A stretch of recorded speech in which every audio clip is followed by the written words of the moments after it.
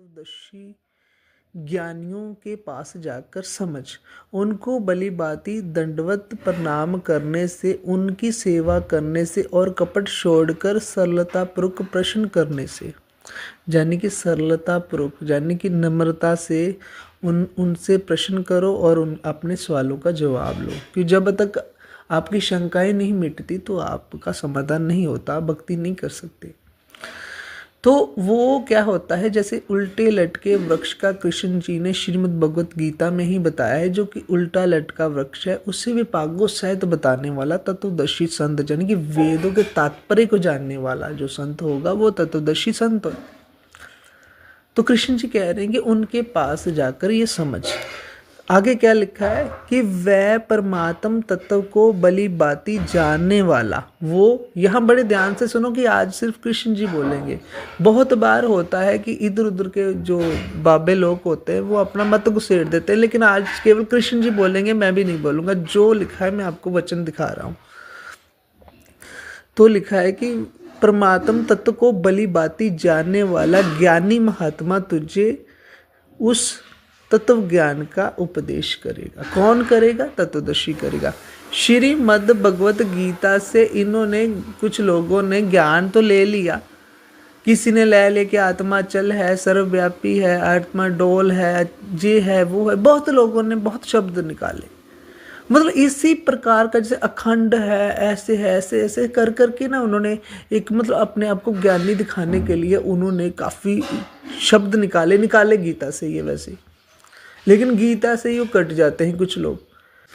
तो दोस्तों, जैसे मैंने पढ़ाया तो इसमें आपको समझ आए, अगर हम कृष्ण जी के अनुसार चलें तो वो तत्वदर्शी संत हमें परमात्म ज्ञान, परमात्म तत्व का उपदेश करेगा। लेकिन दोस्तों, जैसे अगर हम अपनी धारणा अगर उसके बीच डाल दें तो फिर आप समझ ही सकते हो, फिर मैं भी आपको कुछ और कह सकता हूँ, लेकिन हम कृष्ण जी की ही अगर माने तो यही बात है। दोस्तों, जो सब रंगों को जानता है, जैसे जो सब रंगों का जानकार है वही तो निरंग को पहचानता है। जैसे आप अपने बच्चों को जब शिक्षा देते हो कि ये पीला रंग है, ये नीला रंग है, ये लाल रंग है, ये हरा रंग है, कुछ भी अपने बच्चों को शिक्षा देते हो तो आप निरंग का थोड़ी बताते हो। निरंग का तो वो अपने आप, जब उन्हें बोध हो जाता है तो अपने आप वो जानते हैं। इसी तरह जो परमात्म ज्ञान है, जो आत्मिक ज्ञान है, या परमात्म आत्म कह लो, परमात्म कह लो, ये जो ज्ञान है, क्योंकि आत्मा और परमात्मा का आज तक क्या कोई रंग रूप जान पाया है? नहीं जान पाया। आज तक उसका आकार जान पाया है? नहीं जान पाया। क्या कोई बता सकता है उसका रंग रूप आकार क्या है? नहीं बता पाएगा ना। यही हम कह सकते हैं जो शास्त्रों में लिखा हुआ है कि वो गुणातीत है, जानी तत्व है, जो लिखा पड़ा है वही कह सकते हैं हम। इससे ज़्यादा विशेष उसकी उपमा नहीं गा सकते। जैसे कि जैसे मैं जिसे जयकाल दूत भी कहता हूँ, वो क्या करता है, जब भी उपमा गाता है तो आत्मा की, तो वो वही गाता है। जिस शास्त्रों से हटके मैं ज्ञान दे रहा हूँ, 4 वेदों से हटकर ज्ञान दे रहा हूँ, आज तक सदग्रंथों में नहीं। इनने वीडियो पे अपने क्या लिखा होता है ऐसे लोगों ने कि लोग आकर्षित हो, लोग भी वैसे ही जाते, क्योंकि भेड़ चाली है सारे, कि ऐसा ज्ञान आ रहा है जो शास्त्रों में नहीं आया। क्या दिया आज तक? एक भी मेरे से बात करा दो, एक भी ज्ञान उसने दिया है कोई शास्त्रों से परे? किसी ने नहीं दिया। वो तो एक उदाहरण हो जाता है। और भी लोग हैं जो लोग कहते हैं कि हम शास्त्र नहीं मानते, ग्रंथ नहीं मानते, पोथी पाणी नहीं मानते। वो लोग क्या शास्त्रों से परे एक भी, उनको कोई विशेष आत्मज्ञान की उपमा गाओ जो सदग्रंथ किसी में नहीं आया आज तक, वो बोल ही नहीं पाएंगे, चुप हो जाएंगे।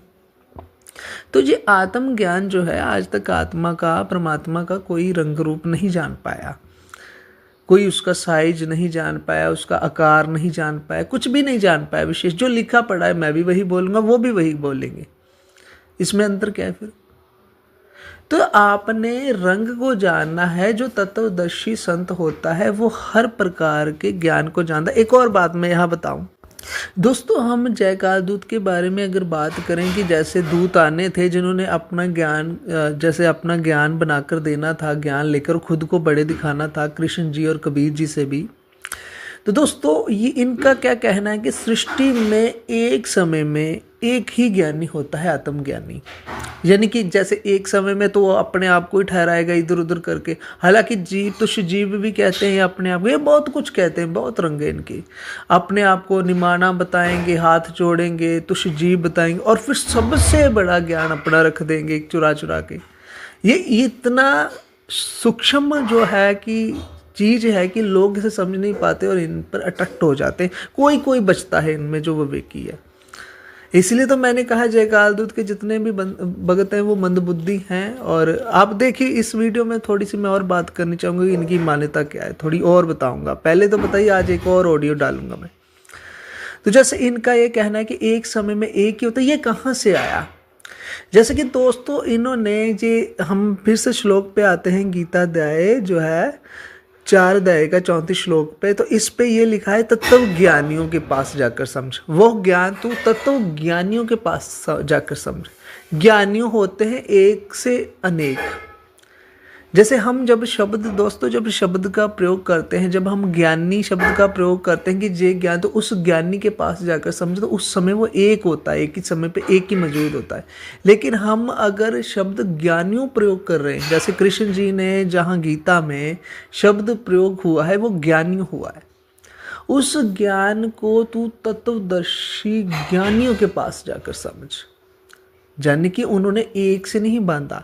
श्री कृष्ण जी ने भी आपको एक बंदे के पीछे नहीं बांधा कि आप भेड़ बनकर एक ही, वो कहेगा कि मैं ही हूँ मार्गदर्शी फिर इस समय, तो चाहता यही है कि और कहीं किसी की वीडियो ना देख ले। प्रत्येक इंसान को ये डर होता है कि अगर मेरा ज्ञान कट गया तो दूसरे के पास चला जाएगा वो।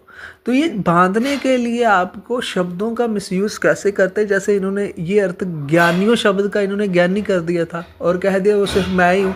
और अपने ज्ञान को ये थोड़ा निराला भी बताते हैं, अपने ज्ञान को थोड़ा निराला। जैसे मैंने अभी बात करके क्या आया हूँ, अभी मैं बात करके वीडियो में, पिछली वीडियो में ये बातें करके आया हूँ कि जैसे जय कालदूत है, जय मैं ज्ञान दे रहा हूँ, शास्त्रों से परे दे रहा हूँ, आज तक कहीं लिखा नहीं है, ये है वो है। इसे करके आकर्षण में कौन डाल रहा है? वही डाल रहे हैं, ऐसे लोग ही डालते हैं आकर्षण में।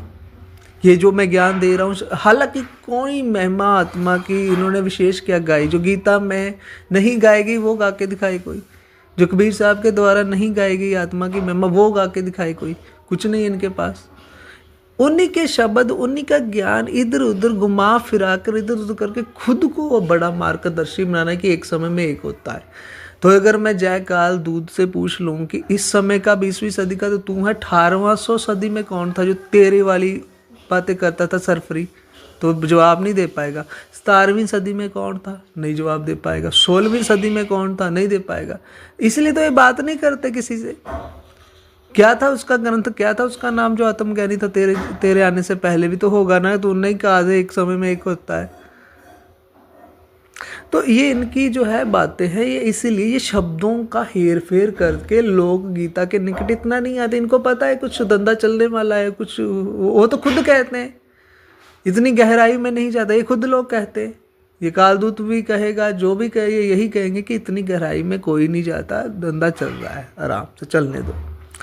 तो यहाँ लिखा हुआ है श्री कृष्ण जी ने कि वह ज्ञान तत्व ज्ञानियों के पास जाकर समझ। आपको कभी भी कृष्ण जी ने एक ही इंसान की भेड़ बनने को नहीं कहा। तत्व ज्ञानी होते एक से अनेक, सबकी एडवाइस लो, सलाह लो, तभी तो आप जानोगे सत्य क्या है। एक ही बंदे के पीछे चलते रहोगे तो आपको पता क्या है? अगर आप कोई वस्तु एक ही दुकान पर खरीद लोगे तो आपको पता कैसे चलेगा कि और दुकानों में इससे भी बढ़िया है और वो अच्छी भी है, कीमत भी अच्छी है उसकी, और इससे भी बेटर चीज़ है? कैसे पता चलेगा?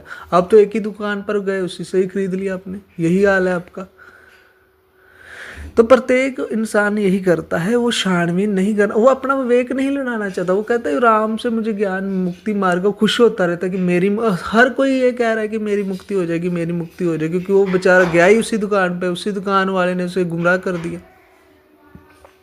तो थोड़ा समझे।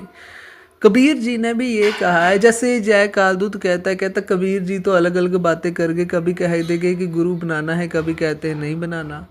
तो मैं कहना चाहता हूँ कि कबीर गुरु बनने की जो